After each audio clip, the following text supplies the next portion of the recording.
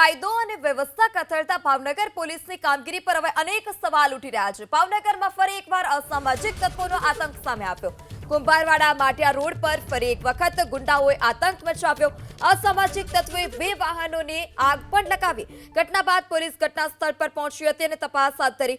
ગુંડાઓને ડામવામાં ભાવનગર પોલીસના માત્ર ને માત્ર આ હવાતિયા જોવા મળી રહ્યા છે। વારંવાર ગુંડાઓ ઘટનાને અંજામ આપે છે અને પોલીસ માત્ર ને માત્ર મુખ પ્રેક્ષક બનીને જોતી રહે છે।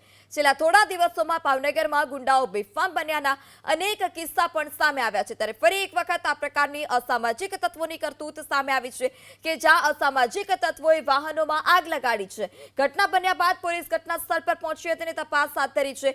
માત્ર ને માત્ર તપાસના નામે તાઇફાઓ કરવામાં આવી રહ્યા છે અને જ્યાં અસામાજિક તત્વો છે તે પોલીસ પકડથી પણ દૂર છે અને સમગ્ર ઘટનાને લઈ પોલીસ મુખ પ્રેક્ષક બની ફરતી રહી। ત્યારે ભાવનગર પોલીસની કામગીરી પર પણ અનેક સવાલ ઉઠી રહ્યા છે। જે પેટ્રોલિંગના દાવા કરવામાં આવતા હોય છે તે પેટ્રોલિંગના કિસ્સામાં પણ અનેક સવાલ ઉઠી રહ્યા છે। આ રાતે હુતા થાન હળગાયું કોક શું હળગાવવામાં આવ્યું છે? આ ગાડી ને સાયકલ અંદાજે કેટલાક કિંમતની નુકસાન થઈ રહ્યું છે ઈ 40,000 ની હતી।